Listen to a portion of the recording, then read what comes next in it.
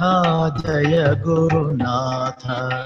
ओम गुरुनाथ जय गुरुनाथ। ओम गुरुनाथ जय गुरुनाथ। ओम गुरुनाथ जय गुरुनाथ। ओम गुरुनाथ जय Gurunath.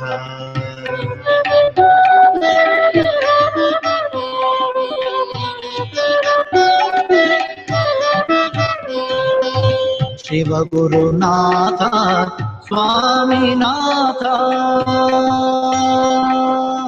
Shiv Gurunath Swaminath.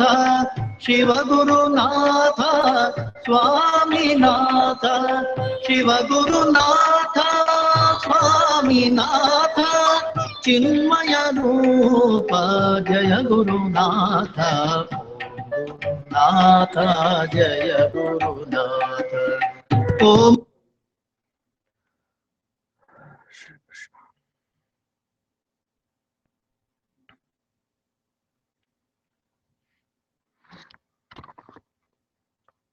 Still on page number 141 with 56th mantra, not shloka.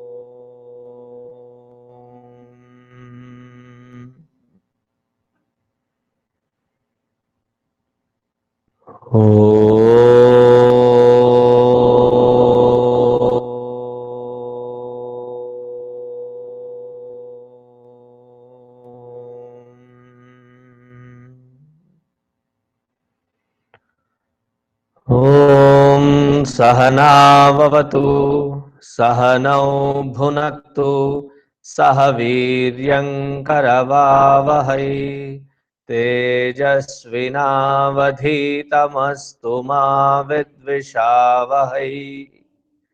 ॐ शान्ति शान्ति शान्तिः। गुरुर्ब्रह्मा गुरुर्विष्णुः गुरुर्देवो महेश्वरः गुरुरेव परं ब्रह्मा तस्मै श्री गुरवे नमः। तस्मै श्री गुरवे नमः। Repeat after me. अजो महार्हर स्वाभाव्यः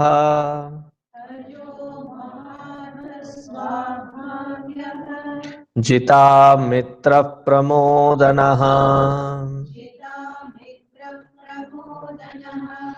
आनंदो नंदनो नंदः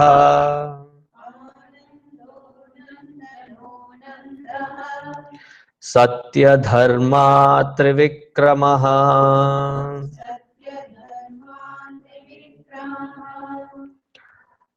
आनंदो नंदनो नंदः सत्य धर्मा त्रिविक्रमः. Yesterday we saw till Anandaha.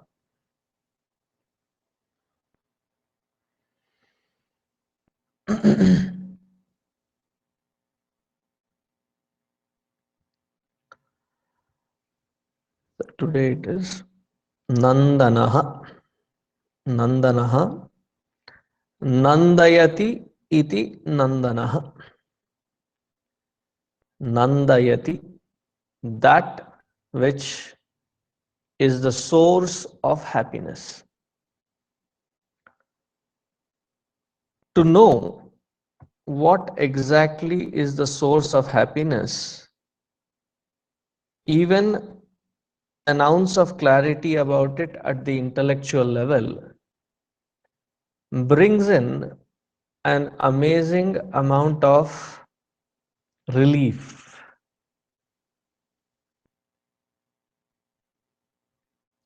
Yesterday, we went through the logic of Ananda to know that Ananda is one's own true nature. And why is it that Ananda is such an important thing for everybody? That universally everyone is searching for that happiness alone. Let me put the corollary. I am yet to find a person who says, Swamiji, pray for me. I am putting this enormous plan into action so that I can be extremely miserable. Have you ever come across anybody? No, you cannot change my question paper. My question is very simple. Have you ever found anybody who says that my goal of life, my passion of life, my purpose of life is to be miserable? Dukkhoham dukkhasambhoham dukkhatma dukkhapuritah. I'm just creating a shloka on the fly. Have you ever seen anybody who loves being in dukkha, in misery? Whatever age group, whatever background, wherever they are from, the prayer always is that, oh Lord, relieve me from this dukkha. I don't want to be miserable. And in that effort to be not miserable, we end up doing a lot of things which are questionable. That is not under discussion right now. The question is, we aim for that which promises happiness, joy, contentment, peace. Why is it that this is such a universal demand? That there is not a single thing other than this which has been the focus. Successes, accomplishments, various goals, passions. What is the end game? Why do we pursue it?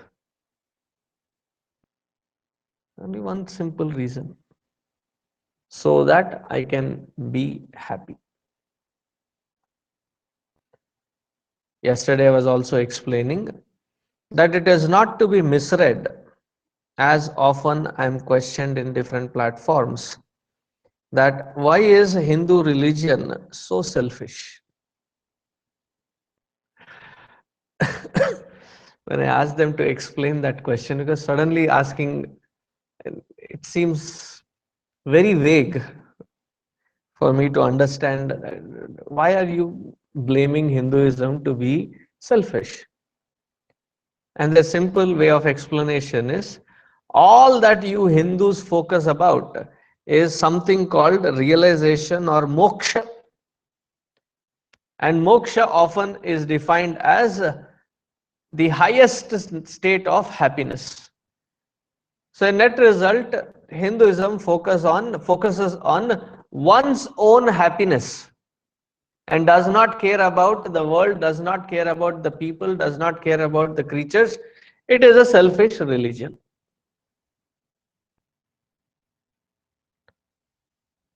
Fair enough. Fair enough, not that it is right, fair enough that you have that misunderstanding.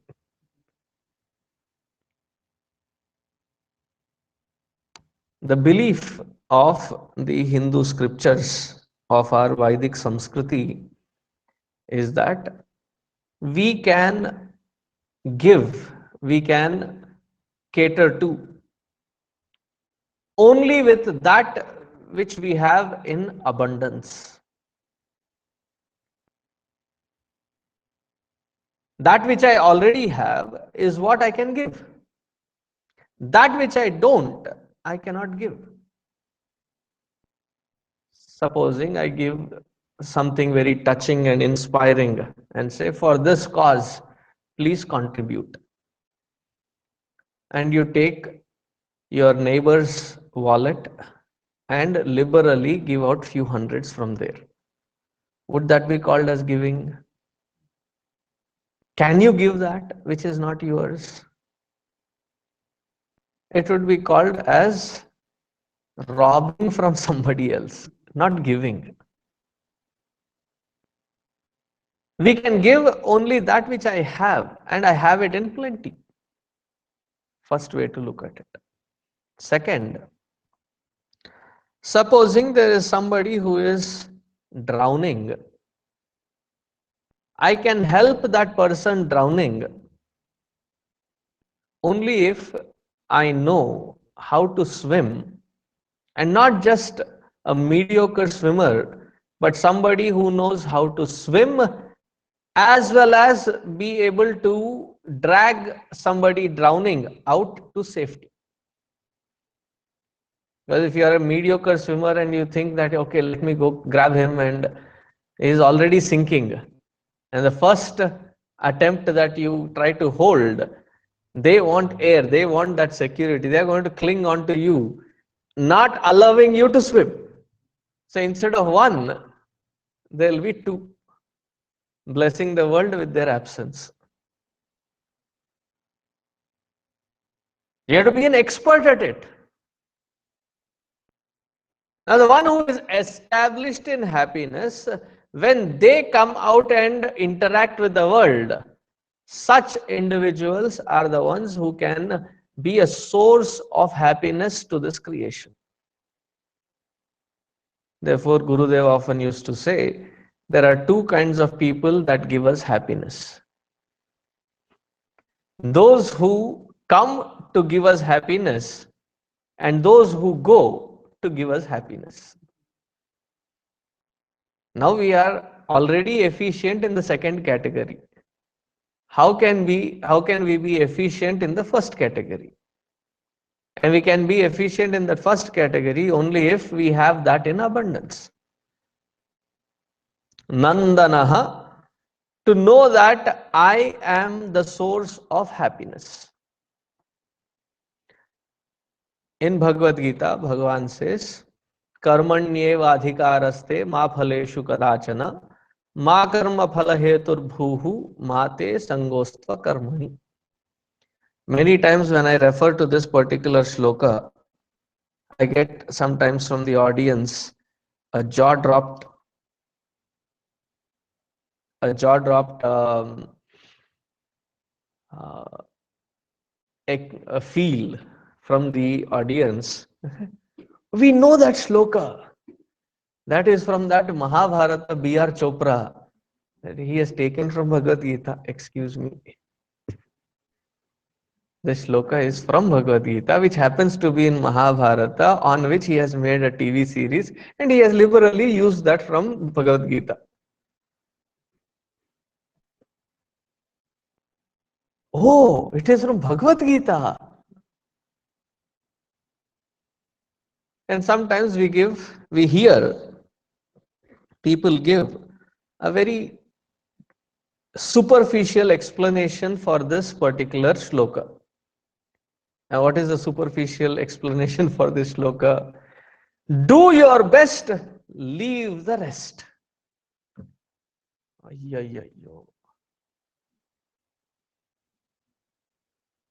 If you have a diamond,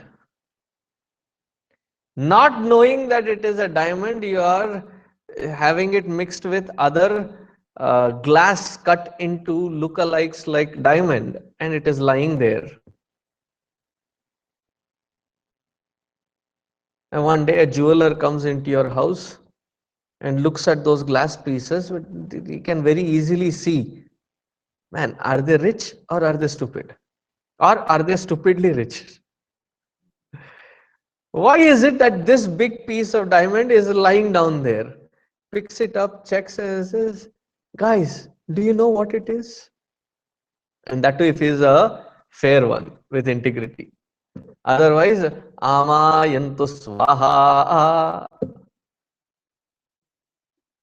Before you could realize it, it will disappear. This is a diamond.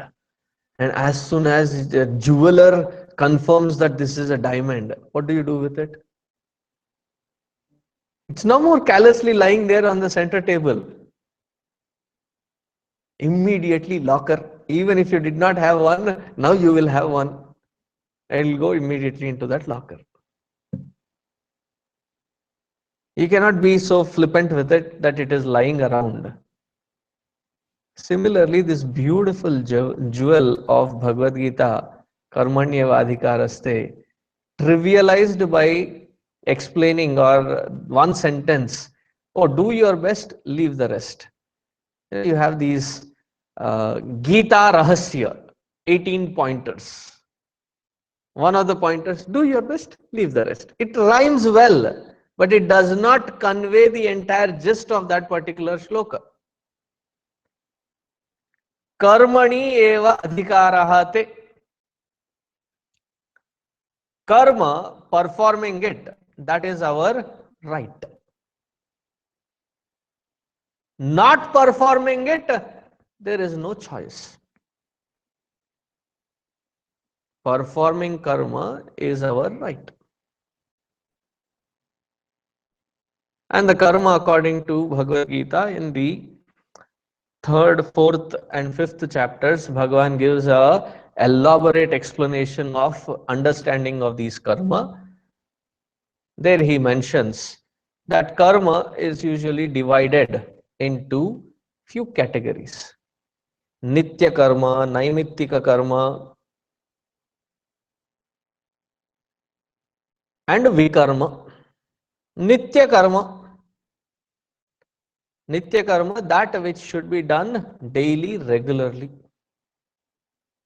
Naimittika karma, that which is done on special occasions, but ought to be done. Nitya karma, puja, anusthana, swadhyaya, paropakara. To put it in easy terms, Nitya karma is that regular job, regular work, regular action that has to be performed. Having performed which, you may not be appreciated, you may not be thanked, but that day when you stop doing it, you will be questioned, you will be censured. That is called Nitya karma. Nitya karma can be translated into English as responsibility. Responsibilities, we do not have a choice of not doing it. One should perform, one should, but somewhere up in our Uttar Pradesh, in the upstairs, there is a confusion. We tend to make a choice and tend to want a choice. Choice in choosing what kind of responsibilities do I feel good in performing. Those I will take. Supposing you have 3 children and you wake up in the morning and decide, inky pinky ponky, today I'll take responsibility of this kid. Rest, I don't care that day. Can you do that? For all children, they are your responsibility. However frustrated you are about them, it doesn't matter. Sometimes in utter frustration, I have seen parents, scream, "Pata nahi kahan se paida ho gaya." Hello, excuse me. You should know it better than anybody else. You are the parents. Though you may be frustrated, you do not have a choice of not doing it, not taking care. So to drive home this point, I take silly examples. One silly example is Nitya karma, to drive home the point. Responsibility, to drive home that point. Do you all brush your teeth? Don't give me a stoic look. Yes or a no. Otherwise, I would question my. Okay, yes, thank you. Daily? How boring. So, daily you do it.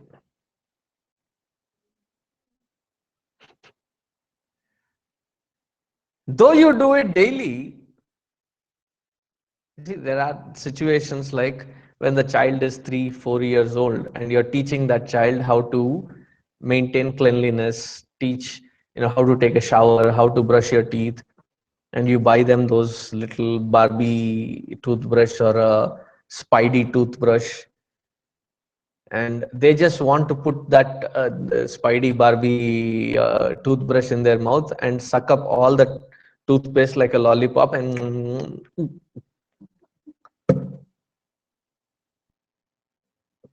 but then you teach them that 20 strokes in and out on this side, the lower side, and then this side, and then inside, then go up and down here. And once that it is, then take water, rinse your mouth, clean your tongue, and everything is done. Then you say, "High five, good job, Karnataka," and you are like their cheerleader, pepping them up until they learn. Have you done that as parents? Okay, good. Because I'm only imagining these things. I've never handled one of that age. So when you go into the bathroom every day, your Nitya Karma, to brush, do you have cheerleaders with pom poms and jumping as you go, chanting your name? Do you have any such recorded version that every day you go there and it starts and go, come on, good job? No. And you do not perform it, it invokes a pratyavaya dosha. Do not perform them, there is a sin of omission. What is the sin of omission of not brushing your teeth? You will be walking, talking human repellent. People will run away from you. And you neglect it for furthermore, it will be detrimental to your own health, your own swasthya. I don't know why my brother, when he was very young, he got this logic in his head. And my mother was trying to convince him, hey, you go brush your teeth. And it seems he saw a TV, whatever, on lions. They said, lions don't brush teeth. And a few sentences later, they are called the king of the forest.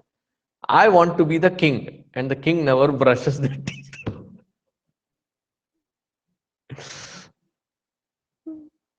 You can understand from the child's perspective, yes. So there are various responsibilities, your responsibility towards your family, towards your spouse, towards your children, towards your in-laws, towards your parents, towards your neighbors, towards your society, towards your nation, towards humanity, towards ecology. Every aspect of it, you have that responsibility. And there is no choice of not performing it. Perform one must. Karmani eva adhikaraha te.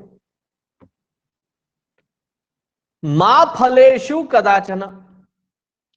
Do not anticipate results from your action. What? Why should I do it? I do things because there is a certain result, certain end in it. And for that end, I am trying to find this. There are various explanations given. I'll cut through all that explanation and bring it to one simple logic. All the results through various karma that we are trying to find is to find that one happiness within. Isn't it? That joy, sense of satisfaction, contentment. Ma phaleshu kadachana. through the field of action, happiness cannot be guaranteed. Actions cannot yield happiness.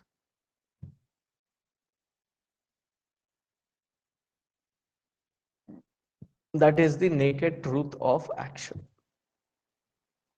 Actions can never ever give happiness. What we experience through the actions may be happiness, but it is wrongly attributed to that action, to that place, to that vastu, to that vyakti, time and space. But it is our own true nature which is reflecting, which is surfacing while interacting, and we wrongly attribute it to them. But definitely, actions do not equate themselves to happiness. So what does it mean? The scriptures are very clear about it, that karma cannot, will not, shall not give happiness. If that karma had happiness in it, any kind of karma, whatever you feel like doing, when we keep doing it, isn't there a time wherein we feel burnt out? If not burnt out, don't we feel bored? If not bored, don't we feel that there is something more to it than just doing this again and again and again? On first logic, first step. The second step, if that can give me happiness, if the same action be performed by others, does it promise to give that happiness to that individual with the same amount of happiness that I have acquired through it? Maybe yes, maybe no. Most probably no. Because it is not in the nature of action to give happiness. They are like two parallel paths: action and happiness. And they don't intersect ever, anywhere. Sometimes it is confusing in American roads. It took me a while to digest the road system here. 35 west going east. West hai, east hai? No, 35 west going east. Very confusing.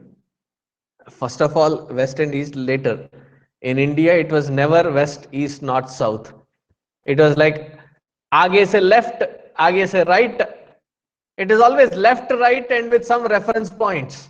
And you come here and it is like west of it or southeast corner of that. How do I realize what is west, what is south? Then you get a grip at it, that it is a better way of referring to a place with the direction. Understood? As that settles in, immediately it gets unsettled with these road system. This is going, it says 35 west going east. Very confusing. And there are these paths which, going parallel for a certain time, suddenly you find that they are intersecting. You'll find it many places. For a longest period they are parallel, suddenly they take a turn and it is like intersecting with this road. Karma and happiness never ever intersect. At any angle, impossible. Karma, if it were to yield that kind of sustained happiness for whatever age that we have lived so far, however young, however old that we are, If karma were to yield that kind of result, shouldn't we have found it already? Think about it. For 20, 30, 40, 50 years that we have been living, day in and day out, performing various kinds of actions in various fields, interacting with various environments, somewhere we should have found it, right? You're going to a destination and you don't know that destination. It's the first time that you're going. And the houses there are like cookie cutter houses, and every other house looks like the other house. It could be confusing. How long can you miss? Maybe once, maybe twice, otherwise pull aside. Then what do? Call that person and say, hey, I think I'm lost. What are you talking? You're right in front of my house. You're not lost, you're right there. One way or the other, we would have found it, don't we? For entire life that we have been spending, if karma was the factor which would yield happiness, shouldn't it have revealed that happiness long time ago? So when he says, Ma phaleshu kadachana, that happiness that we are aiming through karma, to find it through karma, can never ever be found. Therefore, what happens?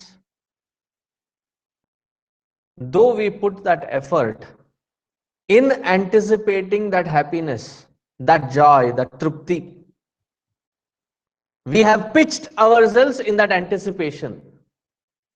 And when that karma does not yield what I have anticipated, with every single experience, I am falling flat on my face. And then I raise myself. Manushyaha ashajeevinaha. We are people with a lot of hope. And then we build songs around it. Aega, aega, aane wala. If not today, maybe tomorrow. What is the other song? Hum honge kamyab. Ek din. Someday. Is it English also, right? We shall overcome. Someday. When? Scripture is screaming very clearly, that which you are aiming, that which you are seeking, that which you are searching, the mode with which you are applying to seek that happiness can never ever be found through karma. Write it down in red words, bold, big print, and stick it everywhere. Karma cannot yield happiness. As soon as logically this sinks in, immediately there is a reactive pattern. Then why should I be doing any karma? If karma does not give me happiness, because I have been told, do this you will be happy, do that you will be happy. In fact, we even twist the arms of others around and saying, do this for my happiness. Really? I'll tell you, sometimes there was this mother who was forcing the little one, 5, 6 year old. And whenever they see this ochre robe, this tamasha always happens. It's fun watching, stepping aside, watching the fun. And the mother is like saying, do namaskar. Now, if the child is already prepped up and there is a hint and done, it is done very smoothly done and everything goes by. No prep work done, and suddenly the orange appears, and then you're telling you already committed yourself. Do namaskar, and the child is like, no, I ain't doing nothing. You know, it's like a commitment given, and everybody is watching. And what if the child doesn't do namaskar? It is my pride at stake now. And I've seen parents sometimes use the arm twisting. Do you love mommy? Yo, yo, yo. It is called emotional blackmail, emotional atyachar. Do you love mommy? Do you want to make mommy happy? Then do namaskar. For this silly thing, if she is able to manipulate that kid, imagine for other things. I feel like reaching out to the kid and saying, next time she tells that, tell her very clearly, Mom, your happiness does not result out of my actions. That is your headache. Don't force me into your headache.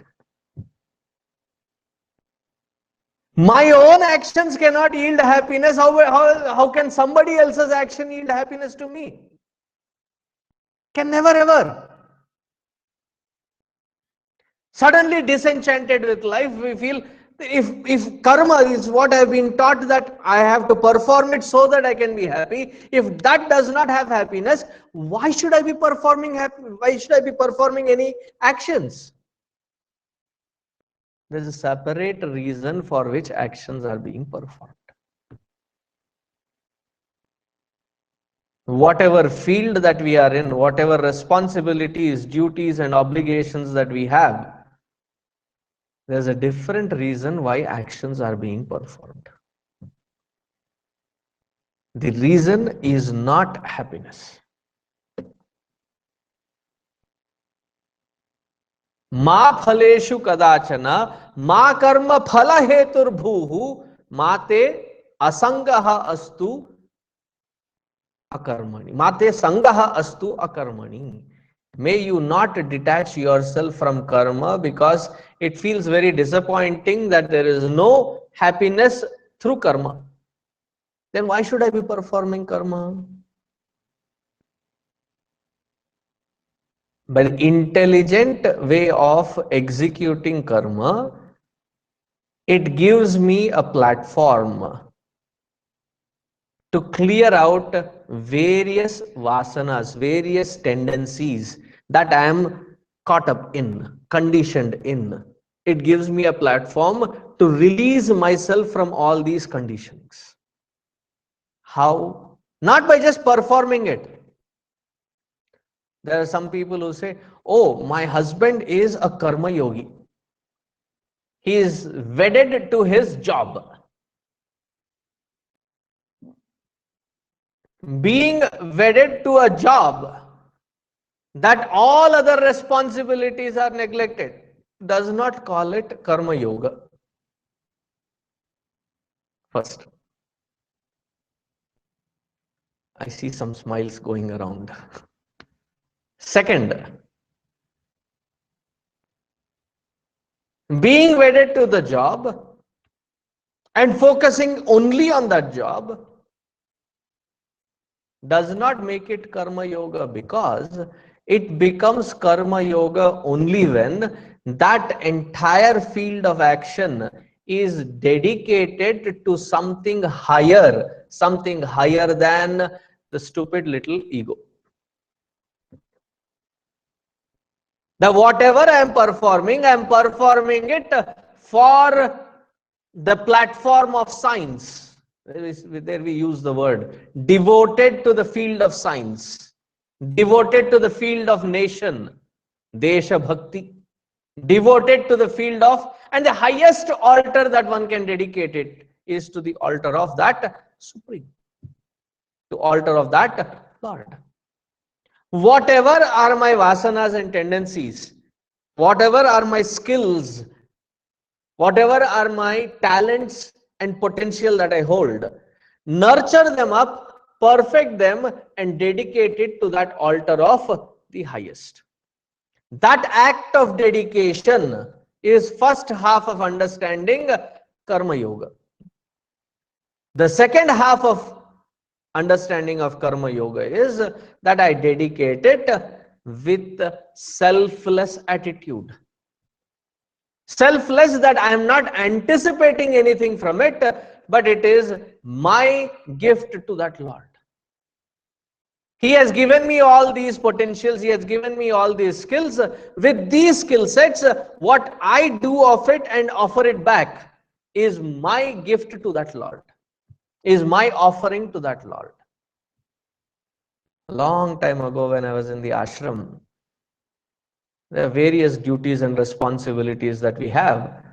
One of the duties, one of the common duties for me or people who were of my height were in the kitchen area.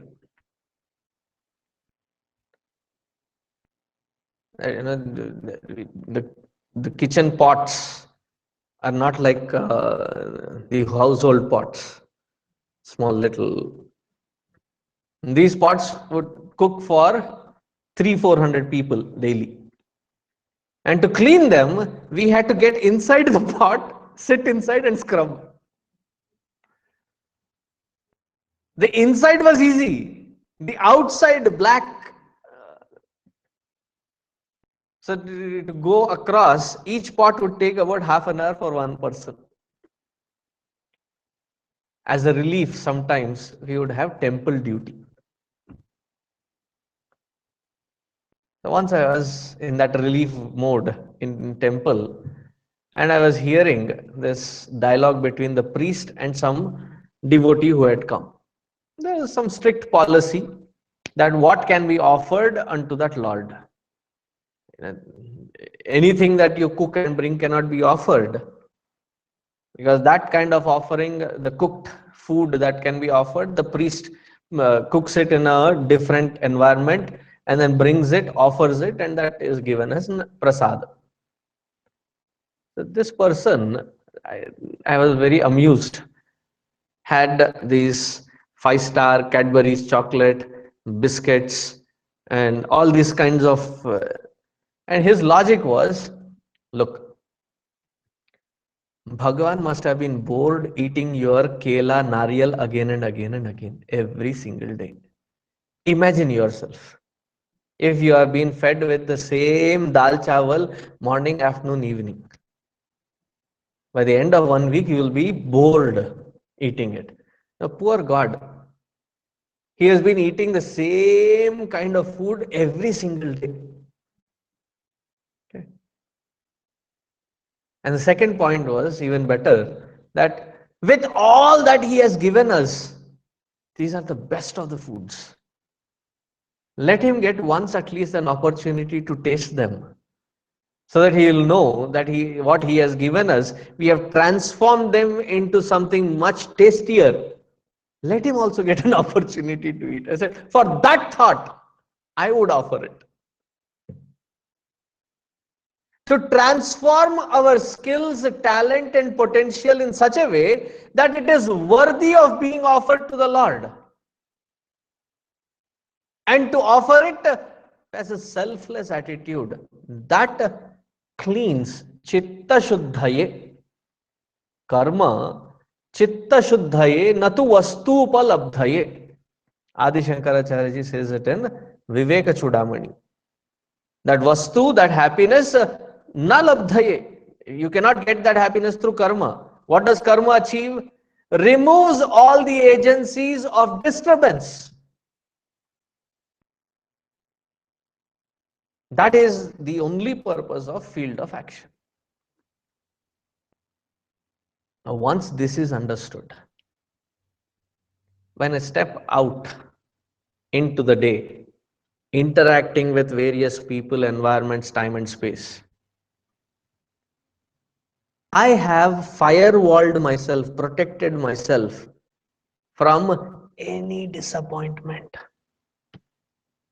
Because I have never given an appointment to any environment that, hey, look, my happiness depends on what you do, so please do well.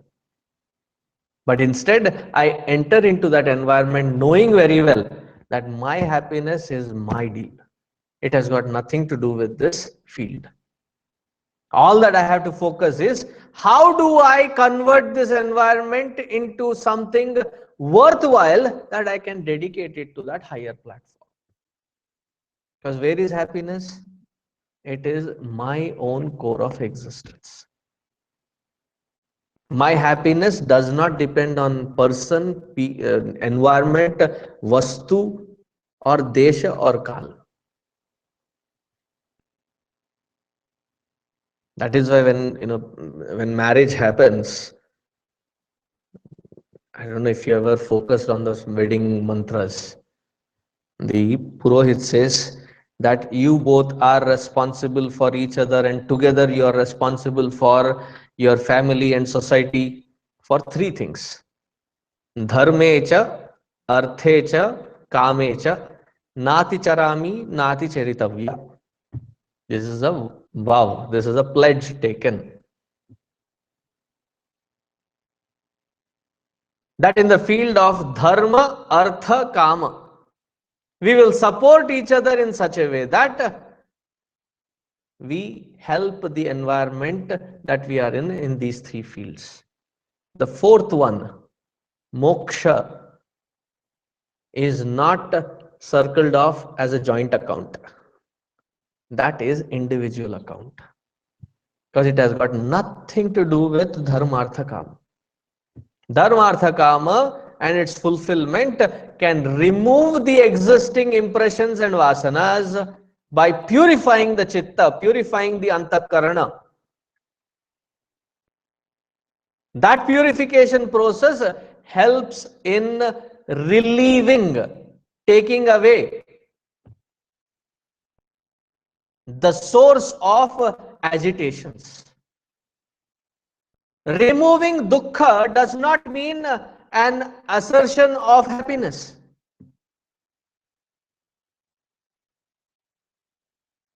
You have been walking. Say you have been in a march past. As you're walking, there's a small little pebble that went in between your heel and the sole. And every time you are like walking and you stamp on it, it's rubbing in. There's such a discomfort. As soon as you get the moment to step out, take your shoe out, take that little pebble out. What do you feel? Absence of dukkha is relief, not happiness. Many times we have been in such conditioning that we do not even know that there is a pressure of that continued, sustained in our life, that the moment, like it happens, sometimes these vents are on, the AC vents, and they are blowing at certain speed with certain sound. And many times I have to consciously work at it that my voice is not in the same shruti as that vent sound. So I had to work myself a little higher than that so that it is clear. Suddenly, when the temperature reaches to the advised, whatever temperature that we have set it to, the vent stops. And suddenly, I don't need to scream on the top of my lungs. Ah, it's such a relief. Absence of dukkha is relief. But it's a peaceful environment to forge ahead for happiness. Karma cannot give that happiness. Nandanaha, that happiness is independent of any vastu, vyakti, paristhiti, desha, kala. It's not dependent on them outside. It's purely within. And since it is my own nature, therefore I have been seeking it, searching it eternally. And here There is a side track, a little tangential question, but a very important question. They say that you have to give up all desires. Isn't the desire to be happy also a desire?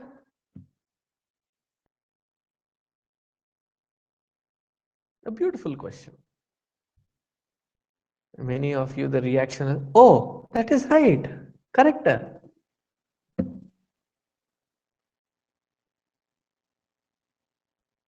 It is not the same. Therefore, they have not put the moksha under kama. Dharma, artha, kama. So if moksha was also a desire, it should have been already covered in that kama. Our rishis have done an amazing job that there is no scope for redundancy. They have not created any such gap. So why did they put moksha as a separate category? Because the nature of desire is to acquire, to procure and secure that which I don't have. My desire is usually that I see something that which I already not have, or I don't have enough of it. So I apply legitimate righteous karma. When that doesn't work, the formula of BBS. What is BBS? Beg, borrow, steal. Ena kena prakarena. One way or the other. I don't have it. I have the desire for that which I don't have. I see somebody's watch. Oh, that is better than what I'm having. First thought. And you see it again. It's really good. Second thought. By the third thought, there is a sense of liking, sense of attachment. Then it starts intensifying itself as a desire. That which I don't already have, I desire for. Whereas moksha, what is it? I am not trying to create or acquire something that which I am not already. It is already my nature. I am recognizing it. I love that word, recognition. Cognition, to know. Recognize, to know that which I have forgotten, which has been my own nature all along. Nandanaha, that which is my true nature. Whenever we reach that stage. But until then, what is its implication?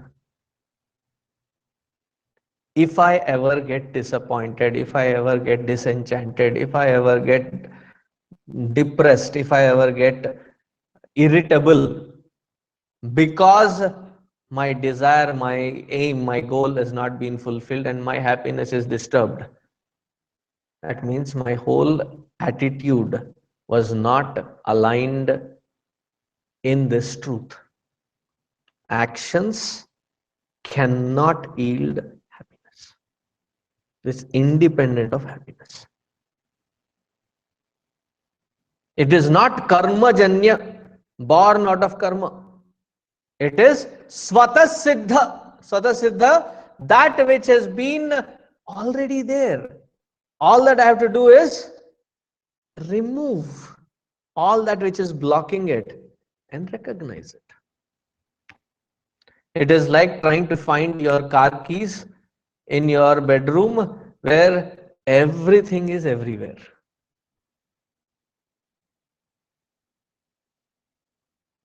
Many houses, this is one chore that is a morning ritual. Like they have those cartoons, Finding Waldo, right? Finding Waldo? No, not Finding Nemo. Waldo, that striped guy. Where is Waldo? Like that, we have a morning ritual. Where are my keys? I know I kept it somewhere right here in this room. But how is that room? that everything is chaotically available everywhere. So what do I have to do? Remove all that and reorg. That which is will reveal itself.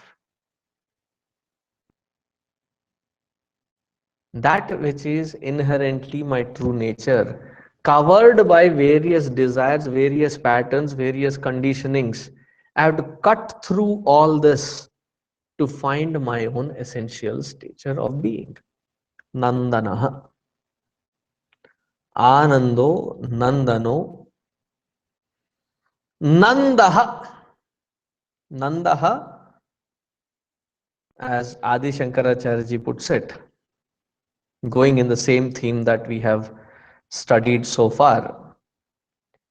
Sarvabhihi upapattibihi samruddha Nandaha. And one thing that amazes me every time I go through Adi Shankaracharya ji's Bhashya, that he wrote this Bhashya to prove to his Guru that he is worthy of sannyasa at the age of 8. What an amazing brain must he have been holding there. He refers to so many Upanishads, Puranas, Shruti, Smriti, Itihasa, and defining it here, he says, what is Nandaha? Nandaha, that which is free from Sarvabhihi Upapattibihi Samruddhaha, free from all kinds of, freed from all kinds of worldly expectations that my happiness is out there. Such one is called Nandaha. Anando Nandano Nandaha. This is one way of defining it. The other way of defining it is some who define it this way. They say Anandaha. Anandaha, that this true nature is not like the worldly pleasures, worldly joys, which have a certain limitation of expiration. The worldly joys have got lots of limitations. What are the various limitations of the worldly joy? That they are not repetitive. The more I repeat and indulge in them, what happens? The law of diminishing returns.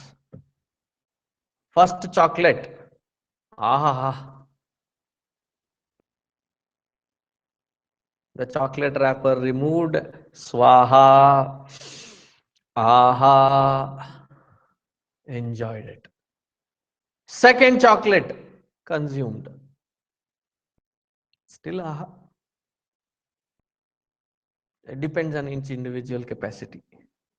On an average, how many candies or chocolates can you eat?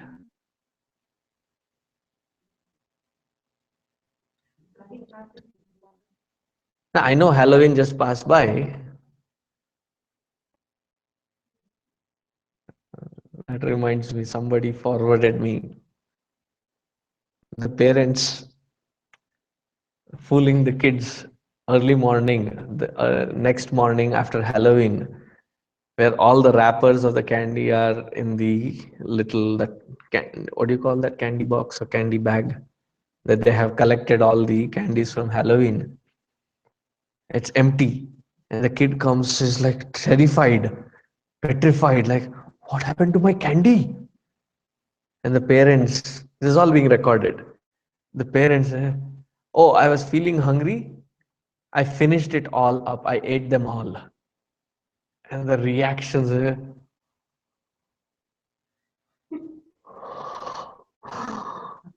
and this kid, like, they fall back. Like, the entire thing has collapsed around them and there's nothing worth living for.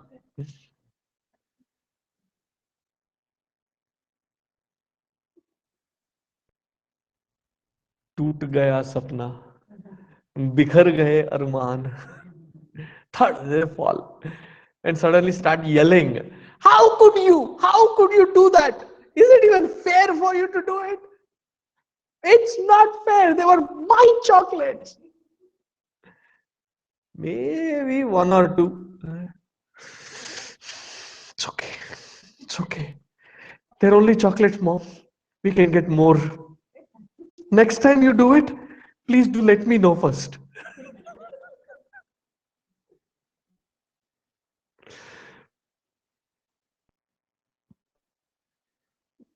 The first chocolate, second chocolate, maybe 3 chocolates, maybe 5 chocolates. By the sixth one, he said, I'll keep it, but I'll eat it later, not now. Because if I eat any further, I'll be disgusted with the taste of it.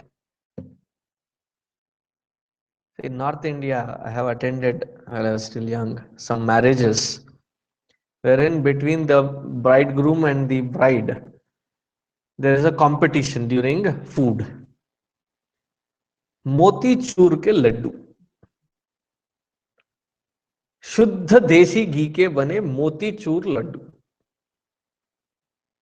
Do I have to go into details as to what is laddu and what is moti chur laddu? No, right? You know what I'm talking. It's a very tiny bundi that it is made of, and it is fried in ghee. Ha, ha, ha, ha. And they are of good size, real good size. And the competition is groom side or the bride side. Who has the maximum capacity? I've seen guys eat up to about 40, 45. Unimaginable. But even in that competition, in between, they take some achar. And why do they take that achar? Palate cleanser. That you what do you call, reboot the system. That the palate is cleaned with spicy taste, and then another laddu. Another laddu. How many can you eat? Diminishing returns. And depending on my mood or the environment, the same vastu which has given me X amount of happiness, it varies. Sometimes it does, sometimes it doesn't. Depending on my health. Oh, I love this particular thing, but if my health is not okay, the same thing, not now. Maybe later, after I get well. If it is of the nature of happiness, shouldn't it be consistent irrespective of anandaha? This source of my own self, my own nature, is that stage or that stature which is beyond sukham vaishayikam na asya vidyate iti anandaha. That which is not of the material nature, that which is not born out of material nature. Why?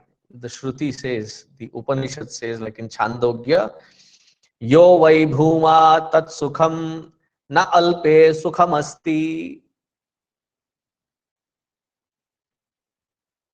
And then he continues to say, Paravasham sarva dukkhasya karanam. Atmavasham hi sarva sukhasya karanam. Paravasham. If I give in, saying that my happiness depends on all these variables, I am only setting myself up for a disastrous experience called dukkha, misery. Paravasham. Atmavasham. Sometimes there is a variation. Paratantram. Tantrita, managed, manipulated by the external sources. Dukkhasya karanam. Atma tantram, that which is of the nature of the self, by the self, in the self. Sarva sukhasya karanam. Wherever we are experiencing dukkha, if we can realize, pause, I am miserable. What is the cause? Though we try to attribute, I am miserable because of this person, this vastu, this. Can that vastu, can that vyakti really be a source of my misery if I have not allowed that vastu to get into my heart?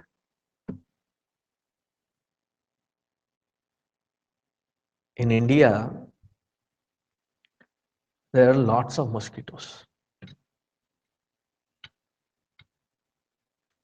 And the easiest method, the cheapest method, other than smoking your room out with those coils and mosquito repellents, is to have,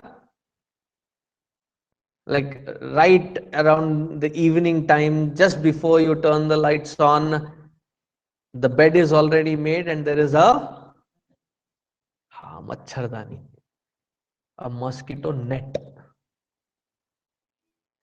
and you tuck it in, make sure that by the time mosquitoes are released outside, no mosquito can get inside. And there is an art of getting inside also. First turn the lights off so that the mosquitoes do not follow me. And then I slowly open, sneak in, and immediately, tuck it in.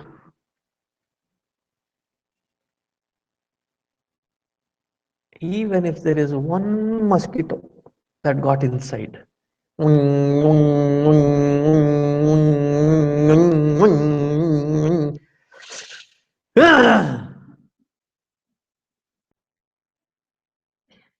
it's only because I have been unconscious, negligent enough to allow that to get in, that it is irritating me and it is becoming a source of my misery.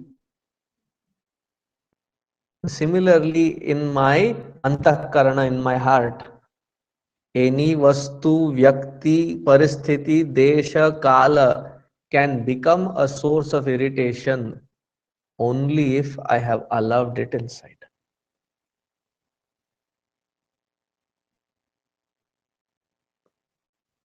Don't blame them. You have been negligent in allowing it inside, having allowed.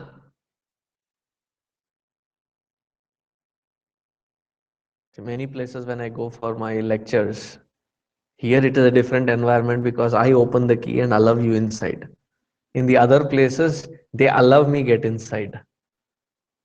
So I say, if you are all thinking that, oh man, where did this fellow come? It's so boring, and it's too late. You've already allowed me and given me the stage. You don't have a choice. Until 9 o'clock, I'll go on and on and on. Until then, you have to bear it.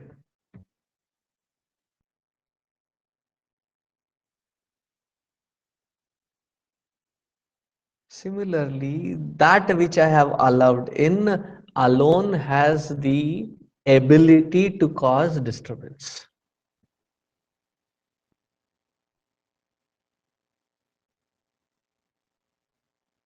That which I have not allowed can never disturb.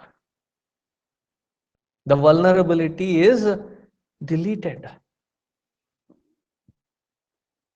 Am I getting across? Anandaha na vidyate iti. Because in Alpa, all these which are limited by themselves cannot give me happiness. If somebody said, oh Swamiji, I got this permanent job. Congratulations. Where did you get this job? in a temporary bank. If the bank itself is temporary, how permanent is your job in that temporary bank? Getting it? The food that is taken in to sustain this body rots in few hours. It itself does not have a longevity. Sustained on that kind of matter, do you think this body or this environment, this layer of matter that I'm interacting with, can have that sustained, prolonged sense of happiness that I can draw out of? Can never ever. My Ananda cannot be. That's why Gurudev used to say, do not put the key of your happiness in someone else's pocket. And then cry. Ayo, what do I do now? Get your key back.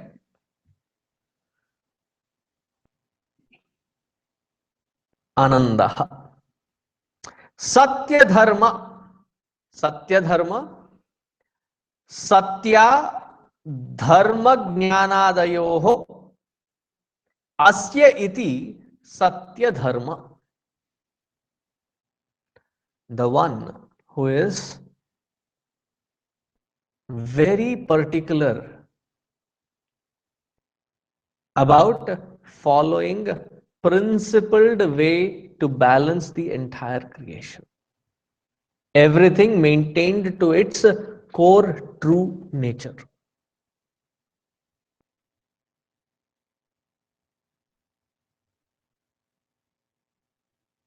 If there is no woman in the house, as you step into that house, can you easily identify?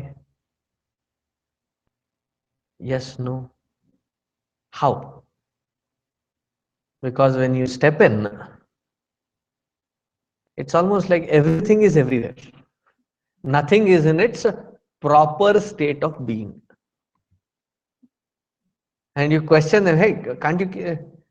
This is feasibility, accessibility. Everything is everywhere, so I know that I can access them easily. It's like the child saying, when you tell the child, make your bed. I have to come back and anyway rip it apart and go inside and sleep, then why should I make it? That's our attitude, right? Now imagine for the entire time period of the entire creation that it has been sustained in, every vastu with its dharma has been meticulously being maintained with true to its nature. Satya Dharma. Yesterday the fire was hot. Today suddenly the fire is cold. I don't know what is happening. Does it ever happen? Am I getting across? Yesterday the water was, wet. Today I don't know why it is so dry. Don't put enough water. What you have cooked may turn dry. But water in its true nature of sapidity, that dharma has been maintained.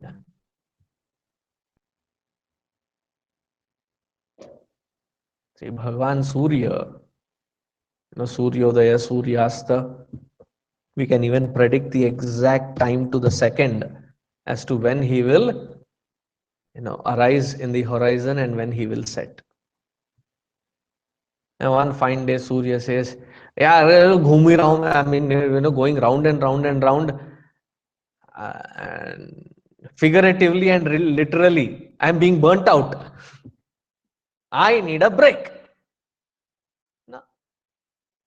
He is doing his meticulous job of showering this creation with his heat and light. Thankless human beings have been going through their nostrils in and out. Nobody recognizes me. Nobody, even says a thank you or a nothing, thankless brutes. So I'll go on a dharna, says Vayu. I'll go on a strike. Thank you. Oh, good. You understood dharna. And I'll go on a strike. No more air for you thankless people. I ain't be doing your dirty job. No. Vayu does his job meticulously without expecting anything. Satya Dharma.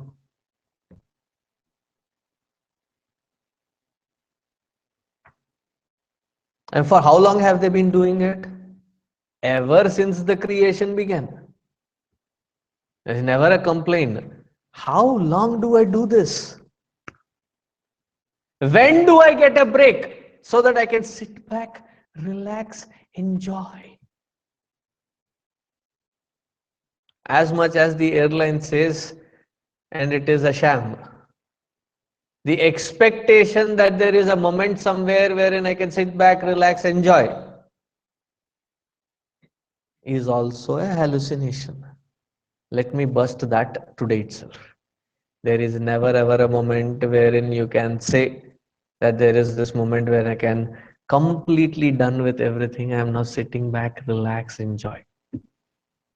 As the system is moving forward to find that balance within, that in spite of the chaos outside, I find that peace within. There is no special moment, special time where you can find it. The one who tunes himself or herself to this satyatva, to this aspect of truth, which is the expression of dharma, such one is called Satya Dharma.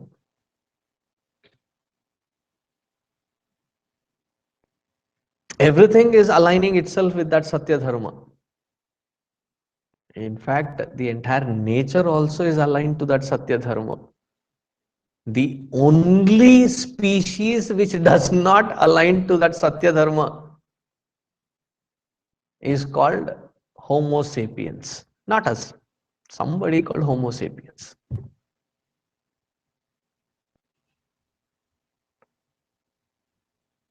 Satya Dharma Vrata.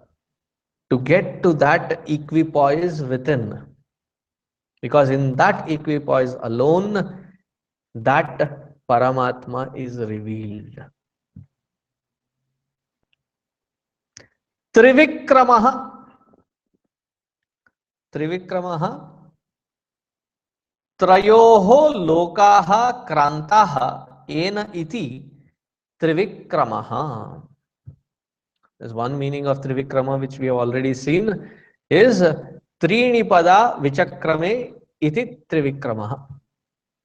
It is the avatar of Vamana, wherein with one step he covered the Bhuloka, with the second step he covered the entire fields on the top, with the third he laid that foot on Bali. That is one meaning of Trivikrama. The second meaning of Trivikrama is that which, because of which we experience the three phases of life, three states of consciousness: waking, dream, and deep sleep. And constantly we are moving in and through. That who is the integral witness of all these three phases, that who is the substantial support supporting these three phases to exist, that is called Trivikrama. Satya Dharma Trivikrama.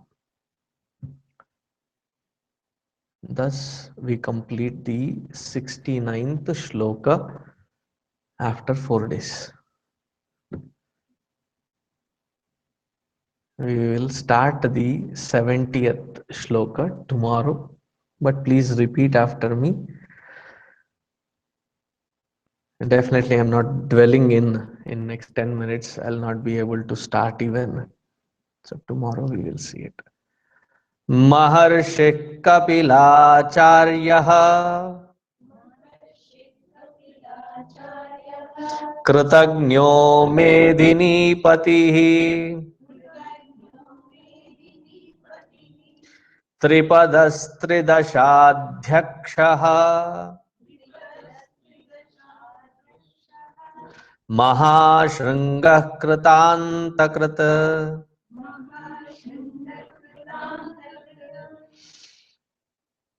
ॐ पूर्णमदः पूर्णमिदं पूर्णात् पूर्णमुदच्यते पूर्णस्य पूर्णमादाय पूर्णमेवावशिष्यते